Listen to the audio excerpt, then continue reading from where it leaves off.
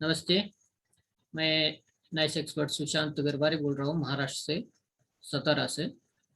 और आज हम तीसरी तीसरी लहर का सच जानेंगे, या तीसरी लहर का सच जो है वो उसके बारे में हम बातचीत करेंगे आज। आज शहीद चंद्रशेखर आज़ाद और लोकमान्य तिलक, इनकी जयंती के अवसर पे यह सबसे बड़ा अवसर है। और ये भी बहुत बड़ा दिन होगा, क्योंकि आज डॉक्टर विश्वरूप राय चौधरी का भी जन्मदिन है। एक महान व्यक्तिमत्व जो हमें हमेशा बताते हैं। तो जो तीसरी लहर का सच है, इससे इसको जानने के लिए थोड़ा हमें पीछे जाना पड़ेगा। तो मार्च 23 को हम मार्च 23 मतलब आज की तारीख है, लेकिन मार्च महीना है। तो उस टाइम जब इंडिया में, पूरे इंडिया में लॉकडाउन लगा, तो उसके बाद जो हाल हुआ सबका, वो तो सबने देख ही लिया है। और पहला लहर, दूसरी लहर, अभी तीसरी लहर का भी इन्होंने बोल दिया है। तो इनको कैसे पता चल जाता है कि ये तीसरी लहर आने वाली है, या पहली लहर आने वाली है, सेकंड लहर आने वाली है? ये सब पैंडेमिक खेल है। मैं तो बोलता हूँ ये पैंडेमिक नहीं, प्री प्लान है। प्री प्लान इसका जो अर्थ है, इन्होंने बहुत पहले साल ही ये सोच के रखा है। क्योंकि जो आज आरटीपीसीआर जो टेस्ट हो रहा है, ये एकदम फेक टेस्ट है। ये सब बीआरसी सर ने हमें बताए हैं। क्योंकि इसका जो त्रिशूल जो रेशियो रहता है, इसका जो साइकिल त्रिशूल रहता है, ये अगर 20 से कम है तो पेशेंट निगेटिव आ जाएगा। और ये अगर 30 से ऊपर है तो पेशेंट पॉजिटिव आ जाएगा। ये सबको पता ही है। और हम जो आज तीसरी लहर का बोलने वाले हैं, इससे पहले हम ये सोच लेते हैं कि जो हमारे WHO के जो प्रोटोकॉल हमें दिए गए हैं, ये जो प्रोटोकॉल देते हैं, और उनके जो कोविड सेंटर है, अभी आप स्क्रीन पे देख सकते हैं। उनका जो कोविड सेंटर में जो पेशेंट आते हैं, वो वो जो पेशेंट आते हैं, वो पेशेंट जो होते हैं, वो अपने पैरों पे चल के आते हैं। देखिए अभी आप देख सकते हैं कि अपने पैरों पे चल के आते हैं। लेकिन यहाँ जो डरावना माहौल दिख रहा है आपको, ये सब पीपी किट पहने हैं, मास्क लगाए हैं, पेशेंट को कैसे लिटाया है, पेशेंट को पीठ के ऊपर लिटाया। अगर किसी का ऑक्सीजन लेवल कम है तो उसको मुंह के बल लिटाना चाहिए, या करवट पे लिटाना चाहिए। देखिए ऐसा अगर हम लिटाएंगे तो ऑक्सीजन लेवल कम हो जाएगा। अगर ऐसा हम देखेंगे, ऐसा बैठेंगे, ऐसा उनको लिटाएंगे, या मुंह के बल, अगर किसी का ऑक्सीजन लेवल 88 के नीचे आ गया, मतलब 28 के नीचे आ गया, तो उनको ऑक्सीजन की जरूरत है। लेकिन अभी WHO के प्रोटोकॉल जो आपने देखे हैं, तो अभी 94 तक उन्होंने कर दिया है। 94 के नीचे आ गया तो उनको फोर्सफुली ऑक्सीजन दिया जाता है। और उनका लंग्स जो है, उनका लंग्स वो एक्सेप्ट नहीं कर पाता, क्योंकि वो जो उनके अंदर जो इन्फेक्शन है उसके वजह से, और फोर्सफुली ऑक्सीजन देने की वजह से उनका लंग्स डैमेज हो जाता है। इसलिए बाद में उनको निमोनिया हो जाता है। अभी देखिए हमारा जो कोविड सेंटर है, अहमदनगर का कोविड सेंटर है, वहाँ पे वहाँ पे देखिए कैसा हाल है। वहाँ पे सिर्फ और सिर्फ जो पेशेंट आते हैं, वो पेशेंट अपने पैरों पे चल के आते हैं और अपने पैरों पे चल के जाते हैं, ना कि व्हीलचेयर पे बैठ के जाते हैं। लेकिन WHO के प्रोटोकॉल देखिए, जो देखते हैं, आता तो अपने पैरों पे चल के है, लेकिन अगर बच गया तो जाता है व्हीलचेयर पे। ऐसा होता है। लेकिन हम अब अभी आप जो देख रहे हैं, वो हमारा अहमदनगर का कोविड सेंटर, जहाँ 1100 बेड है। वहाँ पे ना कोई सोशल डिस्टेंसिंग आपको दिखाई दे रहा है, ना कोई मास्क पहना दिखाई दे रहा है। सब कुछ एक साथ खा पी रहे हैं।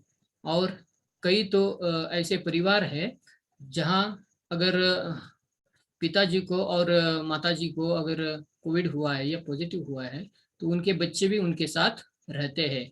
यहाँ किसी को कुछ भी फॉर्मेलिटीज पालने की कोई आवश्यकता नहीं होती है। और हमारा जो कोविड सेंटर है इसमें तकरीबन 6,000 से भी ज़्यादा लोग हमने डिस्चार्ज किए हैं। और जब जब से कोरोना चालू हुआ 23 मार्च से जब से लॉकडाउन लगा, उसके बाद में हमने तकरीबन 60,000 पेशेंट हमारे नाइस टीम ने 60,000 पेशेंट अभी तक पूरे किए हैं। मैं तो बोलता हूँ 60,000 पेशेंट नहीं, 6 लाख तक पेशेंट हो चुके होंगे। क्योंकि अगर हमने बता दिया कि एक पेशेंट को बता दिया, एक घर में बता दिया कि ये नारियल पानी ऐसा लेना है, फर्स्ट डे क्या लेना है, सेकंड डे क्या लेना है और थर्ड डे क्या लेना है, ये हमने उस पेशेंट को बता दिया और वो पेशेंट अगर ठीक हो गया तो वो भी दूसरे को बताता है। ऐसा साइकिल चल जाता है। और हमें गर्व है कि अभी जो पेशेंट ठीक हुए हैं उन्होंने बहुत सारे पेशेंट को ऐसा बता भी दिया है। और अभी हम बात करेंगे तीसरी लहर की। अभी उनको कैसे पता चल जाता है कि तीसरी लहर आने वाली है, ये भी बच्चों पे आने वाली है, ये कैसे पता चल जाता है? ये सब एक खेल है, तीसरी लहर का खेल है, बाकी कुछ नहीं है। क्योंकि हर साल 1,40,000 तक छोटे बच्चों निमोनिया से मर जाते हैं। ये आप देख सकते हैं, जाके देख सकते हैं। क्योंकि अभी बारिश का मौसम है, जुलाई के महीने का बारिश होता है, उसके बाद में जो बुखार आता है या कुछ भी बच्चे बीमार पड़ते हैं, क्योंकि इन्फेक्शन फैल जाता है, क्योंकि ऐसा हो सकता है। और जो भी जो भी बच्चा अगर बीमार हुआ, हर साल कम से कम एक साल में एक बच्चा 6 बार तो बीमार होता ही है। एक, और बड़े जो होते हैं 2 बार बीमार होते हैं, और छोटे बच्चे जो होते हैं वो 5 या 6 बार बीमार होते हैं। तो हमको कुछ नहीं होता है। लेकिन अब भी जो लहर आने वाली है, ये इनका जो पेंडेमिक है, ये जो, तो जो छोटे बच्चों को देखो, ये छोटे बच्चों को भी ये टीका लगवाने का सोच रहे हैं। ये टीका जो है, अगर प्रेग्नेंट लेडी को लगवाया और 20 हफ्ते के अंदर 82% अबॉर्शन होने के चांसेस है, ये हम देख चुके हैं। ये जो प्रोटोकॉल उनके हैं, छोटे बच्चों को भी टीका लगवाना है। ये टीके के वजह से अभी सेकंड लेयर जो 16 जनवरी से सेकंड लेयर चालू हुई थी, और 16 जनवरी से टीका चालू हुआ था, और उसके बाद में धीरे धीरे धीरे टीके का काउंट बढ़ता गया, और पेशेंट भी बढ़ते गए, केसेस बढ़ते गए। पेशेंट मतलब केसेस बढ़ते गए। केसेस बढ़ना मतलब पेशेंट बढ़ना नहीं है। ये बात समझ में आनी चाहिए। क्योंकि मीडिया जो हमको दिखाता है यही हम देखते हैं। मीडिया मीडिया तो बाकी कुछ नहीं दिखाता है। वैक्सीन के वजह से जो भी चले गए हैं, वैक्सीन के वजह से जो भी मर गए हैं, क्योंकि किनको फ्लूट हुआ है, या किसी को पैरालिसिस हुआ है, किसी का हार्ट अटैक हुआ है, ये वैक्सीन के वजह से होता ही है। क्योंकि ये ट्रायल बेसिस वैक्सीन है, क्योंकि उसका ट्रायल अभी तक पूरा नहीं हुआ है। तो इसके लिए जो अभी वो थर्ड वे का बोल रहे हैं, वो थर्ड वे आने वाला है। लेकिन हम नाइस एक्सपर्ट, उसके लिए हम जरूर प्रयास करेंगे कि पूरी तरह इंफॉर्मेशन आपको या पूरे समाज को दे, और उससे बचने के लिए सब हम सहयोग करें। क्योंकि ये जो फेक पेंडेमिक चल रहा है, ये जो चल रहा है सारा खेल, थर्ड लहर का, तीसरी लहर का सच जो है, ये बिल्कुल फेक है सब। ये तीसरी लहर जो है, ये हमारे लिए एकदम घातक हो सकती है। क्योंकि अभी बच्चों का सवाल है, हमारे जो छोटे बच्चे हैं उनका सवाल है। और छोटे बच्चों के लिए माँ बाप तो सब कुछ कर सकते हैं। माँ बाप सब कुछ कर सकते हैं, क्योंकि उनके लिए वही उनका आधार होते हैं। और अभी देखिए, ये जो मैंने पहले बताया कि 1,40,000 तक छोटे बच्चे हर साल में निमोनिया से मर जाते हैं। देखिए, इसका तो खबर कहाँ नहीं है, कहाँ पे मीडिया नहीं दिखाता है। लेकिन अभी क्या खेल चालू होगा, एक एक बच्चा बीमार पड़ेगा, उसका वो केसेस बनाएंगे। और ये तीसरी लहर का, या अभी जो डेल्टा वेरिएंट का भी बहुत महाराष्ट्र में हुआ है ये भी बताएंगे। और तीसरी लहर में जो बच्चे बीमार पड़ेंगे, बीमार पड़ने के बाद पूरा एक एक एक एक बच्चे का केसेस वो मीडिया में बताएंगे। और ऐसा ये फेक पेंडेमिक होगा, ऐसा ये लहर का सच सामने आएगा। इससे बचने के लिए हम क्या कर सकते हैं, बच्चों की इम्यूनिटी बढ़ा सकते हैं। बच्चों की इम्यूनिटी हम कैसे बढ़ा सकते हैं, तो हम उनको प्रॉपर डाइट दे के बढ़ा सकते हैं। डीएपी डाइट तो आपको आप सबको पता ही है। उसके बाद में अगर उनको फीवर आ गया या कुछ भी हो गया, सर्दी खांसी बुखार कुछ भी हो गया, तो 3 स्टेप फ्लू डाइट हम उसे इस्तेमाल कर सकते हैं। उसकी वजह से उनका इम्यूनिटी अच्छा रहेगा, उनको बेहतर रिजल्ट आएंगे। और कुछ भी हुआ तो हम नाइस एक्सपर्ट तैयार ही है तो उनको देखने के लिए। और मेरे जैसे 700 नाइस एक्सपर्ट हैं। ये 700 नाइस एक्सपर्ट ने अभी तक 60,000 पेशेंट ठीक किए हैं। 60,000 कोई आंकड़ा मामूली नहीं है, ये बहुत बड़ी उपलब्धि है हमारे लिए। और यही उपलब्धि हमें आगे भी काम आएगी, क्योंकि जो भी छोटे बच्चे, अभी छोटे बच्चों का ही सवाल है, छोटे बच्चों के लिए हमने जो सोच के रखा है, एक एक गोष्ठ एक एक मुद्दा सोच के रखा है, तो ये हम करने वाले हैं।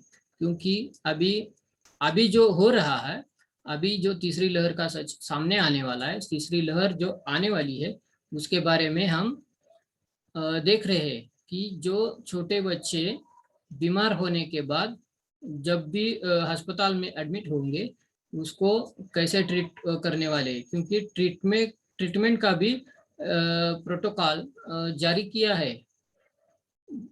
ट्रीटमेंट का भी प्रोटोकॉल जारी किया है। अगर उनका वो अगर आए अस्पताल में तो उनको कैसे ट्रीट करना है, ये भी मिनिस्ट्री ने बता दिया है। उसके लिए भी एक ट्रीटमेंट प्रोटोकॉल बताया है, वो भी ऑनलाइन आपको मिल जाएगा वो। तो हमें ये सब छोड़ के हमें सिर्फ उनकी इम्यूनिटी पे और उनको उनकी तबीयत पे ध्यान देना है। करना क्या है कि सिर्फ उनको अगर कुछ हुआ तो उनको 3 स्टेप प्रोटोकॉल फॉलो करना है। 3 या 6 दिन के अंदर अंदर बच्चे एकदम ठीक हो जाते हैं। लेकिन हमने अगर एंटीबायोटिक, एंटीपैरेटिक, एंटी मलेरिया या कुछ भी ऐसे और डोसेस उनको दिए तो ये पूरे तरह उनका लंग्स डैमेज हो सकता है, उनको निमोनिया हो सकता है। और वो अगर हो गया तो उसके बाद में हम कुछ नहीं कर सकते। क्योंकि जब भी अस्पताल में बच्चे एडमिट होते हैं या कोई भी लोग एडमिट होता है, कोई भी आदमी एडमिट होता है, तो उनका वापस आने का कोई गारंटी नहीं है। लेकिन हमारे जो अहमदनगर के जो कोविड सेंटर में, देखिए आप स्क्रीन पे देख सकते हैं, अहमदनगर का जो कोविड सेंटर है वहाँ पे बच्चे खेल रहे हैं, कूद रहे हैं। और वहाँ पे कोई सोशल डिस्टेंसिंग नहीं है, वहाँ एक भी दवाई दी गई नहीं है। ऐसे हमने पेशेंट ठीक किए हैं। वहाँ पे जो भी आता था वह हम उनके गले मिलते थे, उनको एकदम आधार देते थे। अगर वही पेशेंट अगर WHO के कोविड सेंटर में जाता था तो उसे वहाँ पे भयानक स्थिति नजर आती थी। और ये स्थिति हमारे कोविड सेंटर में कहीं भी आपको नहीं दिख सकती है। तो इसके लिए हम जो भी कर रहे हैं बच्चों के लिए, तो ये तीसरी लहर का सच हमने आज आपके सामने रखा है। ये कोई बड़ा सोच रहे हैं, लेकिन ये पूरा हम पलट डालेंगे उनकी बाजी। तो इसके अवसर पे आज जो शहीद चंद्रशेखर आजाद और लोकमान्य तिलक, इनकी जयंती पे और हमारे डॉक्टर विश्वरूप रॉय की जन्मदिन पे ये जो उन्होंने सोच के रखा था, इसके लिए मैं भी उनको जन्मदिन की बहुत बहुत बधाई देता हूँ। नमस्कार।